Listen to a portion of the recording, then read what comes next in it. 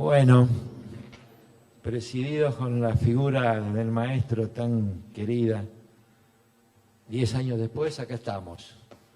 No vamos a hablar, como siempre, estos finales, no se habla de derecho, se habla del hombre, se habla del amigo, se habla del espíritu exquisito que fue el maestro y que nos iluminó a todos como maestro de vida más que como maestro de derecho.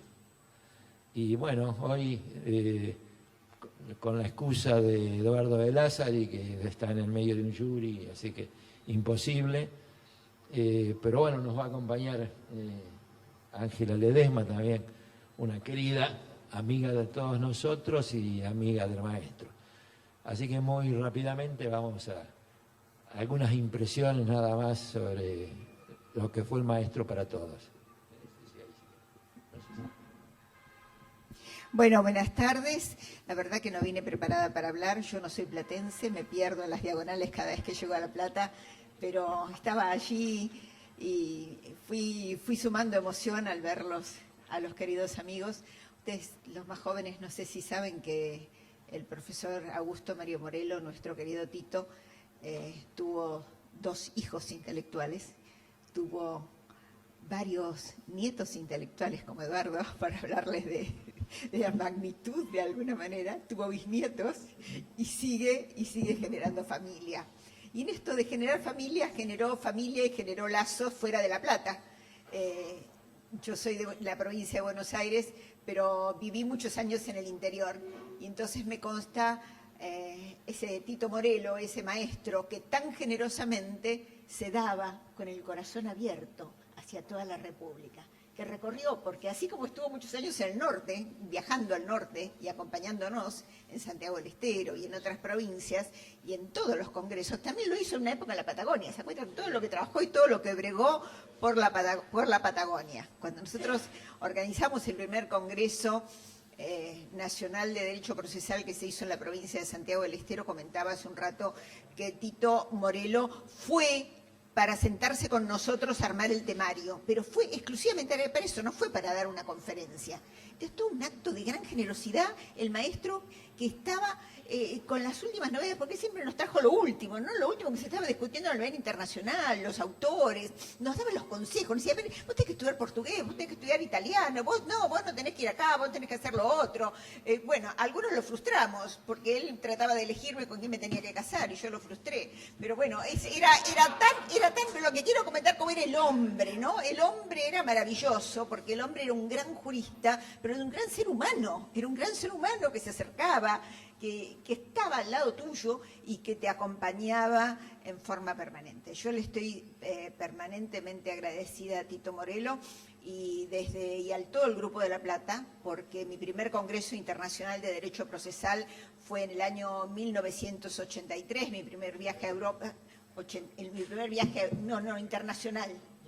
internacional de Derecho Procesal, y mi primer viaje a Europa, y lo hice gracias al entusiasmo de él y al entusiasmo de los profesores Hitters y Berizonce, que también nos acompañaban permanentemente y nos impulsaban para que trabajáramos. Y si hoy estoy en el derecho procesal y en la judicatura también, en algún lugar se lo debo también a la Escuela de La Plata y a todo ese empuje y a toda esa energía y esa enseñanza permanente, y en todos mis cursos siempre tengo un motivo para acordarme de Augusto Mario Morelo, de nuestro querido Tito. Me gustaría que ustedes, todos los que no lo han podido conocer personalmente, puedan conocerlo a través de su obra, que no se pierdan esa oportunidad, porque fue un gran visionario. Muchas gracias.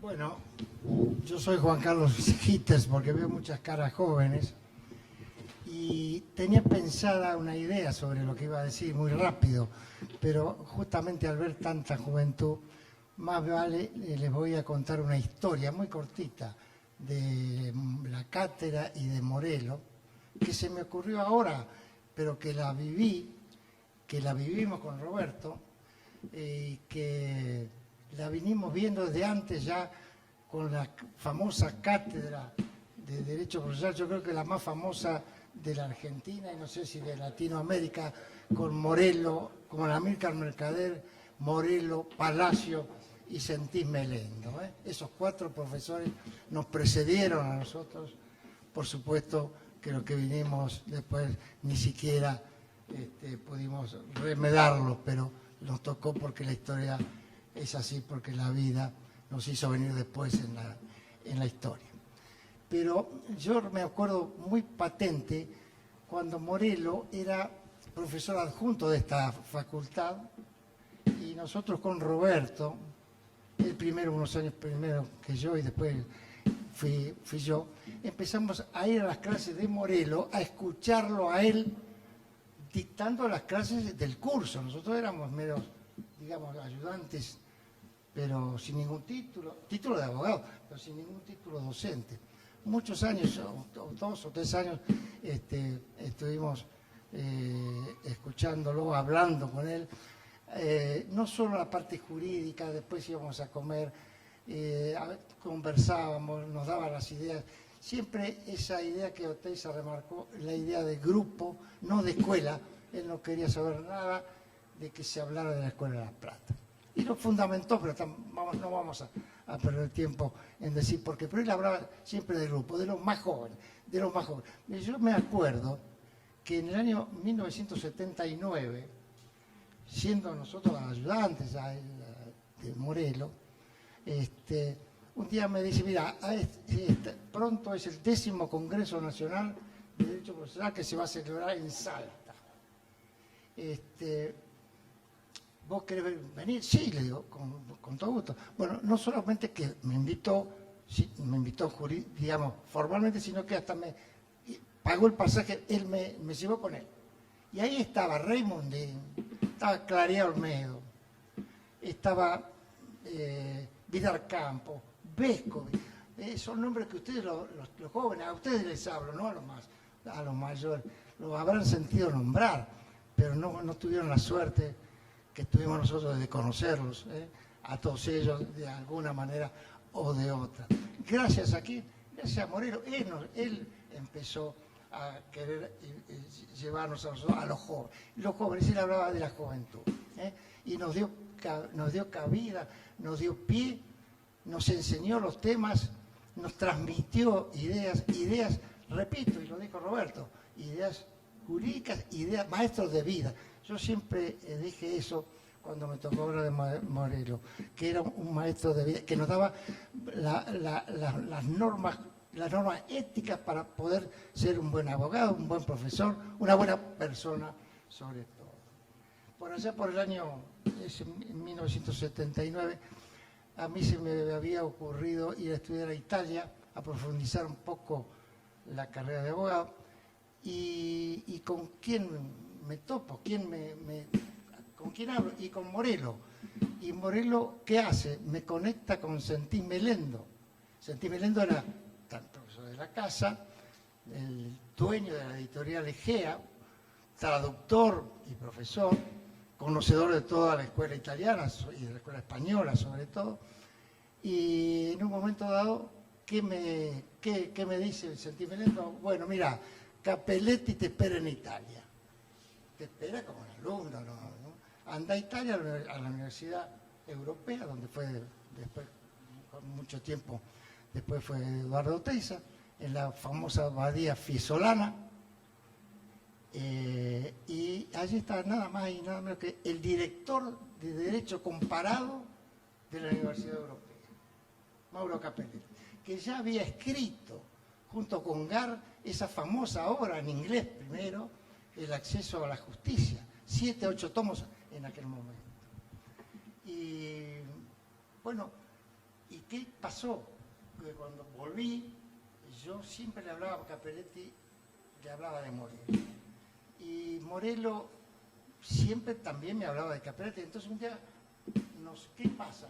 En el año 1983, Capelletti lo invita a Morelo, por todo lo que yo había hablado de él y por lo que conocía de Morelo, ¿no es nos invita a Venezuela, a Caracas, 1983, 80, Congreso de Derecho Comparado, y ahí se juntan Cappelletti y Morelo, ahí se conocen cara a cara, y ahí empieza esa dupla que yo siempre he mencionado, la incorporación de todo el derecho continental europeo, sobre todo el italiano, porque Cappelletti no solo era profesor de derecho procesal, era profesor de derecho comparado. Y esa dupla, Morelo, Cappelletti, Cappelletti, Morelo, hace que después nosotros hubiéramos ido varias veces allá y sobre todo que Cappelletti hubiera sido invitado a los congresos nuestros de derecho procesal. Así que se armó esa digamos, mezcla entre el derecho europeo y el derecho argentino, el derecho procesal.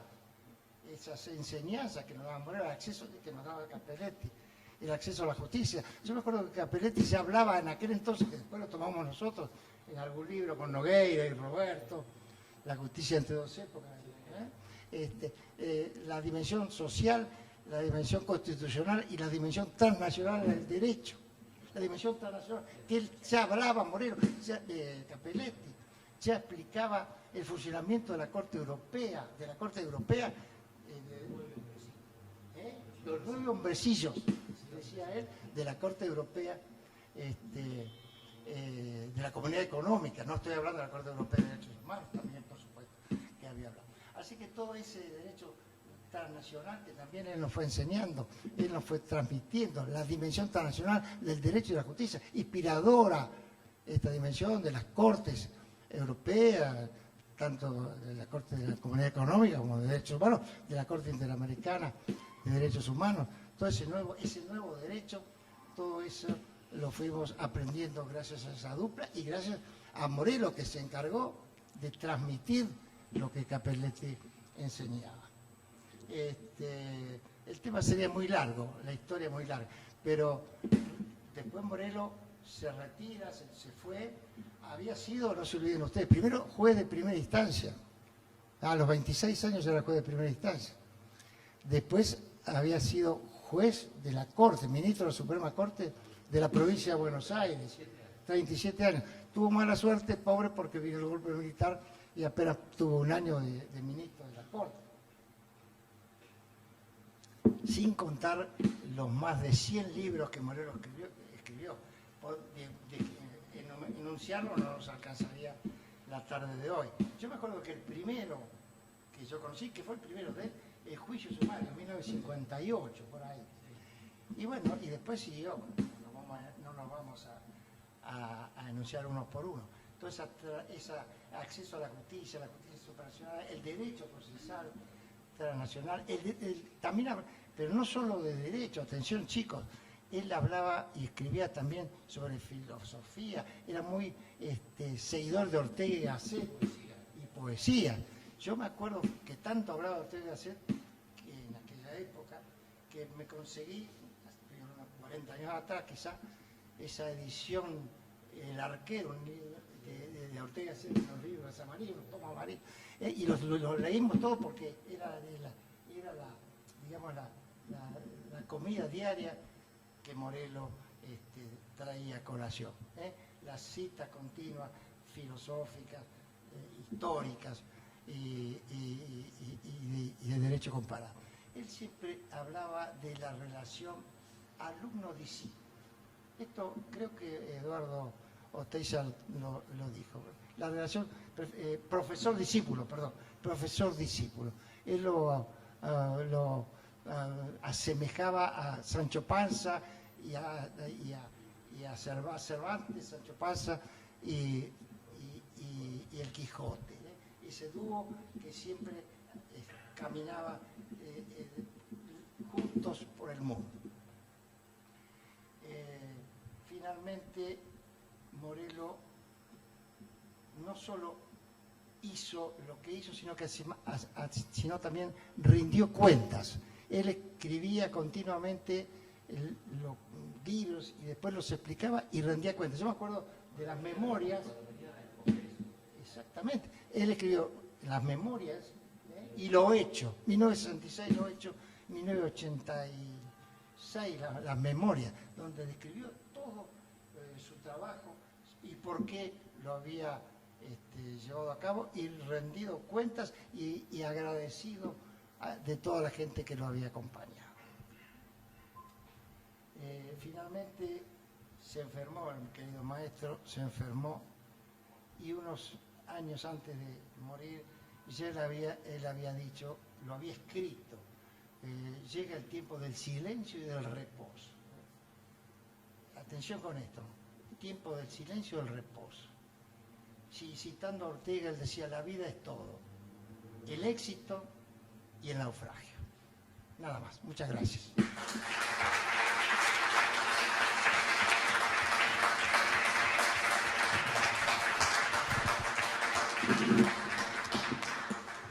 Bueno, si seguimos en este tono nos vamos a poner llorosos, ¿no? Pero vamos a ver si... Simplemente esto, porque si seguimos con la anécdota podríamos seguir hasta las 12 de la noche, más o menos. Para nosotros fue mucho más fácil porque pudimos subirnos, él nos dio la posibilidad a los hombros del gigante, entonces fue mucho más fácil. Pudimos transitar y además nos cuidaba, ¿eh? Cuando íbamos, se sentaba así al lado y si alguno tenía algún tropiezo cuando recién empezábamos, él salía enseguida a la palestra, y si alguno de allá más grande nos veía que estábamos tambaleando en algo, él salía, es decir, como la gallina con los pollitos, él siempre decía eso. Y lo otro es, bueno, en estos 10 años el grupo ha hecho 3, 4 libros de homenaje, pero el mejor, el más reconfortante y el que más nos llenó de todos es uno que se nos ocurrió con Juan Carlos y con Eduardo Oteiza, que le pusimos Morelo el hombre. Y la consigna fue, convocamos alrededor de 40, 45 amigos, esto fue hace 5 años más o menos, no solo de Argentina, no solo de La Plata, no solo de Argentina, sino también de Europa, de España, de Italia, y la consigna fue escribir sobre las vivencias, es decir, las anécdotas personales de cada uno, lo que cada uno de esos 40 en Argentina, en América y en Europa, los amigos rescataban de Morelo. Bueno, fue un fresco fenomenal que uno lo lee, bueno, yo me emociono ya de recordarlo, lo leemos y releemos. Pero la conclusión o la línea maestra de esos 40 y tantos trabajos fueron varias, pero a mí me llamaba mucho la atención una que era una constante de él, que él durante 50 años ayudó a todas las generaciones. Y si ustedes leen desde lo que escribimos con Juan Carlos y el reconocimiento de Morelo de los años 60, acompañándonos en la vida personal, acompañándonos en el estudio, acompañándonos en lo académico, acompañándonos en lo profesional, diciéndonos, vení a mi casa, o te invito a comer a mi casa, o bueno, ¿cómo están tus chicos? Todas esas experiencias las cumplió a rajatabla con por lo menos 3 generaciones. Y en el libro está patente, está lo que decimos nosotros, los más grandes, esa experiencia, cómo nos había tratado, y la última de todas, la de La Colina, que lo conoció en el 2002, 2003, y que cuenta exactamente lo mismo, o la de Miguel Piedecasas, expresidente del Consejo de la Magistratura, que desde Paraná y desde Rosario, desde Santa Fe, recibió las mismas cosas que recibían acá toda la gente joven. Entonces, esa fue quizá la imagen, digamos, más nítida de Morelo. Pero bueno, en ese tono no quiero seguir, hay muchas otras cosas más, pero no quiero seguir. Lo que yo hoy quiero, sí, porque me parece que en este momento bien vale para todos, escuchar un poco, vamos a probar a ver si lo podemos ver y lo podemos escuchar un poco, y después yo voy a leer un trabajo periodístico de Morelo que creo que es muy acorde para ver la personalidad de Morelo, para ver lo que Morelo significó y en las circunstancias de hoy ver cómo este texto, que es del 29 de diciembre de 2001, es decir, que tiene 18 años, la vigencia que tiene esto.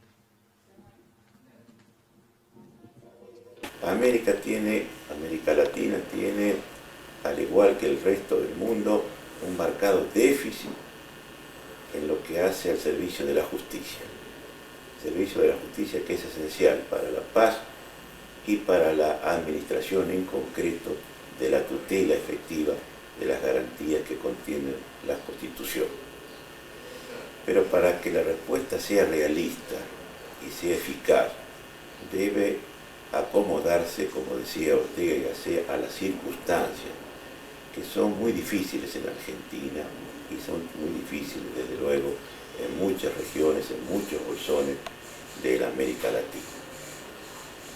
En Argentina, en este momento, existe la preocupación que se refleja en los congresos y jornadas de reajustar el servicio de la justicia sin responder a un método único. Es importante destacar que la metodología y las alternativas de la justicia no canalizan en un sistema uniforme. Podríamos decir que hasta fines de la década del 70, la preocupación del reformador de la justicia canalizaba constantemente en torno de la ley orgánica del Poder Judicial y de los códigos de procedimiento. Pero eso solo, que importaba una reestructuración funcional de los órganos y los mecanismos técnicos de aplicación del debate jurisdiccional, tanto civil, penal, administrativo, laboral, inclusive político, en el caso de la responsabilidad de los funcionarios públicos, es insuficiente. Bueno, ahí lo hemos tenido presente y en vivo. Bueno, y también lo queremos tener presente a través de este artículo que él escribió, que se publicó en el diario El Día. Oficiaba de periodista también, en los ratos libres, mandaba sus trabajos, publicaba el diario del Día con la misma imagen que estábamos viendo ahí, con esa misma imagen está publicada. Y el título es Volver a creer.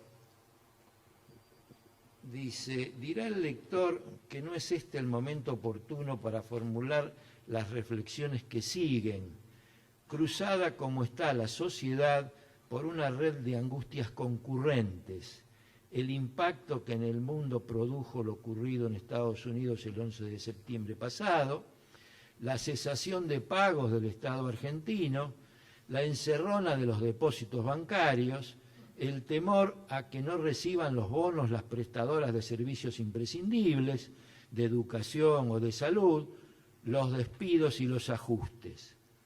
Sin embargo, cabe preguntarse, ante el balance de un tiempo político real o ficticio que está hackeando la andadura del conjunto, ¿cuándo se dispondrá del sosiego imprescindible para hacer un alto y mirar todas las cosas desde una óptica y diferente proyección?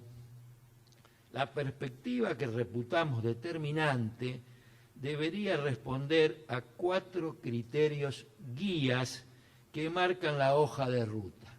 Esos 4 criterios son, primero, la mudanza del estado de ánimo; segundo, el cambio de mentalidad; tercero, un renovado espíritu emprendedor; y cuarto, volver a las raíces. Mudanza del estado de ánimo. Respiramos en la calle un agobio que se perpetúa y que, como un cepo, nos engrilla en el inmovilismo, resta energía, intención y voluntad. Temas monocordes y recurrentes, recortes, blindajes, megacanjes, a lo que en el ámbito bonaerense se suma la instalación del patacón como causa que desnuda la impotencia de una situación entre el ensimismamiento y la exasperación, que busca aire más ligero y estimulante, una disposición más suelta y fecunda en la gente y en el dibujo atrapante del mañana, de superar lo de ahora. Cambio de mentalidad. Es imperioso en nuestra hermosa y universitaria capital platense despojarnos de la metodología que en el diálogo y en el respeto y consideración del otro se ha dejado cubrir de las peores modalidades que impiden diseñar siquiera media docena de ideas fuerzas a ser desarrolladas en el mediano y largo plazo, materializándoselas al cobijo de un consenso multiplicado que, con trabajo y sacrificio, supere las dificultades que nos sitian. Ese afán por instalarnos en la superficie de las cosas, por empezar todo de nuevo sin acabar nada, obrando como francotiradores, que viste a los discursos con empaques ideológicos que distorsionan y dividen sin permitir dar el paso siguiente, hábito que debe reemplazarse por el debate ilustrado y constructivo, en el cual el peso no sea el de los hechos consumados, sino el de las razones que los sustentan, encolumnen las conclusiones hacia el éxito. Se nos reclama comportamientos serios, acompañados más de silencios que de sonoridades, manifestaciones en las que terminan por ganar las vías de hecho y la aspereza de los conflictos sociales que realimentan la indisciplina colectiva y la rebelión contra el derecho. Formará igualmente a una reformulación más justa y equitativa que deje de obrar sobre las consecuencias y atienda a la corrección de las causas que generan tantos efectos desalentadores. C, un renovado espíritu emprendedor con el cual asumir los tremendos desafíos del presente. El contexto muestra problemas llenos de complejidad política, financiera, económica, ética y sociocultural que un observador atento y objetivo tiene que comprender, interiorizar y dar respuestas adecuadas para poder continuar. Respiramos, por ventura, un aire de libertad y una adhesión sacrosanta por el modelo democrático, cualesquiera sean sus deficiencias o retrasos. Mucho hemos avanzado desde 1983, pero mucho más es lo que tenemos por delante para hacer, con el ideal de enriquecer los días que siguen. En las peores adversidades emergieron las personalidades de Sarmiento, Avellaneda, Mitre, Joaquín B. González y tantos otros paradigmas y arquitectos de la nacionalidad. Esos desafíos imponen a cada uno y a todos dar de sí lo que porfía por rescatar la autoestima, hackeada ahora por la imagen global que la República es el gran mendigo, desesperado por merecer la espontánea o forzada solidaridad de los otros. Y por último, volver a las raíces, finalmente ser nosotros los artífices de nuestro destino. Al cobijo de estos cuatro arbotantes, si logramos serenarnos en una imprescindible meseta, volveremos a caminar de manera acumulativa y trascendente, y no todos serán fracasos y desilusiones. Creo que es la mejor lección del maestro para recordar en estas circunstancias.